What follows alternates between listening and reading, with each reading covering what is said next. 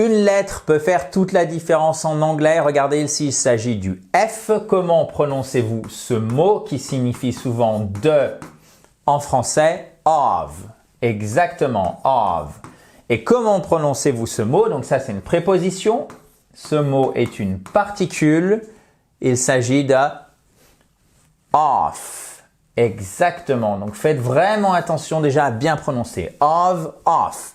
Donc of, c'est souvent de et off, ça va indiquer le fait de passer d'un état, par exemple 1 à un état à 0 ou un changement complet d'état.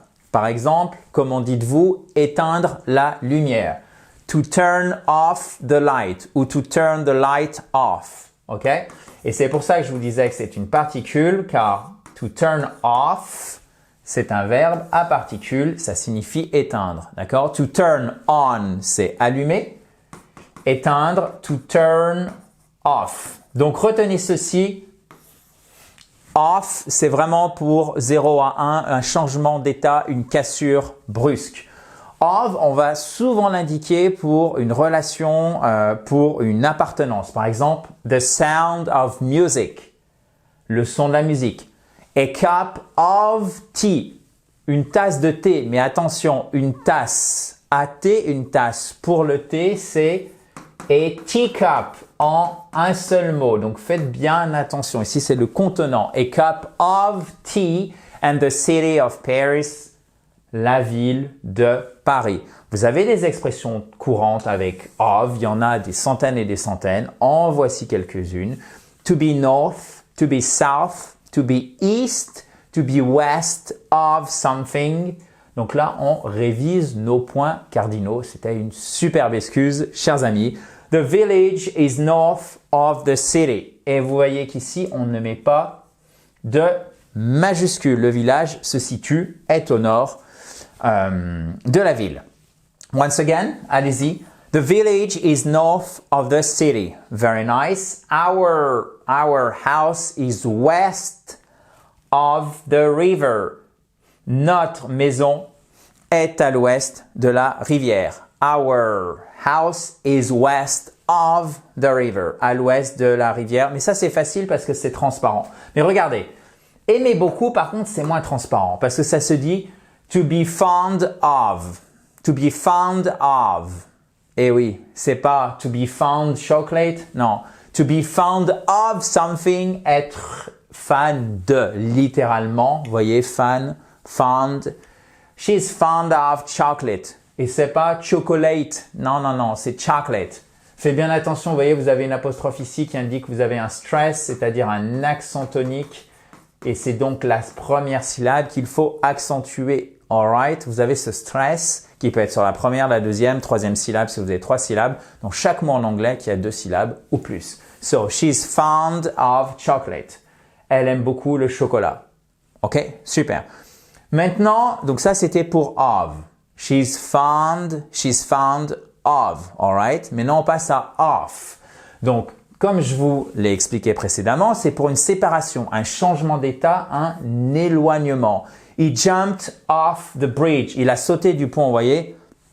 Jump off the bridge, c'est il était sur le pont, il est plus sur le pont. He jumped off the bridge. Il a sauté du pont. Et vous voyez, il n'y a pas besoin de dire he jumped off from the bridge. Non, non, he jumped off the bridge. Tout simplement. Turn off the TV. Éteins la télé. Vous connaissez le verbe to take qui signifie prendre, décoller. Donc, vous voyez, passer de la terre à l'air. Vous avez un changement d'état. Ça se dit to take off. Yes. To have a day off. Vous voyez, off. Pourquoi? Parce que vous ne travaillez pas. Changement d'état. Travailler, pas travailler. Today, I have a day off. Aujourd'hui, j'ai un jour de congé, ok? I have a day off tomorrow. J'ai un jour de congé demain. Et pas tomorrow. Non, tomorrow. Tomorrow. Vous voyez, vous avez votre accentuation. Je vous parlais de ce fameux accent tonique ici. Là, c'est sur la deuxième syllabe. Tomorrow. Tomorrow. I have a day et pas day. A day off tomorrow. Et oui, l'anglais, c'est tout ça. C'est le bon vocabulaire, le bon ordre, le bon temps, la bonne grammaire et surtout la bonne prononciation. Next expression, to be off a good, a bad start. Okay, to be off a good, a bad start. C'est commencer bien, commencer mal. For example, the project is off to a good start. Okay, to be off to something. Commencer bien, commencer mal. The project is off to a good start. Le projet commence bien. Off the record, ça veut dire littéralement en dehors de l'enregistrement, officieusement en bon français. Et d'ailleurs, comment allez-vous prononcer ce verbe en anglais, chers amis? Il y a un piège. Talk, exactement. Le L ici, vous ne l'entendez pas lorsque vous le prononcez, ce verbe. Let's talk off the record. Donc, vous voyez, il y a de multiples pièges sur lesquels il faut bien se méfier pour passer, par exemple, d'un niveau débutant en anglais à un bon niveau intermédiaire et après un niveau avancé. So, to talk, comment on prononce? Il n'y a qu'un seul L, cette particule.